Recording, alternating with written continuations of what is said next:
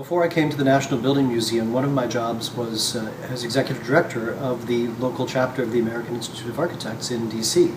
And so I very much have a sense of the goals of chapters in terms of serving their members. And it's interesting to me, and I think it's great that many chapters are now expanding into foundations and architecture centers and so on. But it's a very different kind of a role. It's a public role. Rather than an advocacy role. It's a communications role, a cultural role, and that presents opportunities and challenges for chapters that may or may not have been accustomed to that kind of work in the past. For us at the Building Museum, I think a key point is that unlike some museums that may typically start with an object or a series of objects, for example, we have a bunch of Van Gogh paintings, we'd like to display them. How do we go about doing that?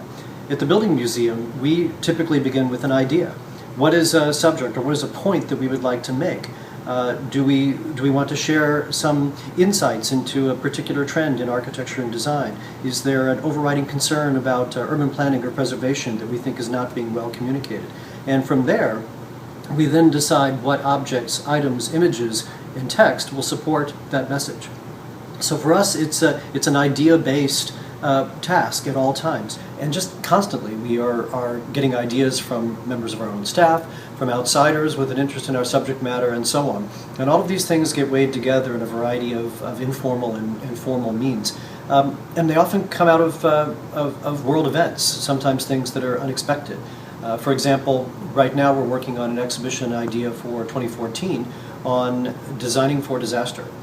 Which is something that unfortunately is always in the news, but increasingly it seems we're dealing with communities having to face natural disasters and figuring out how to mitigate the effects of those disasters, and also how to ensure that they have a certain degree of resilience in recovering from those disasters. So this is an idea that's been brewing for some time, and it just makes sense for us to develop it into an exhibition and a program series as something that will help people to understand how architects and engineers and others are working together to ease the impacts of natural disasters on communities.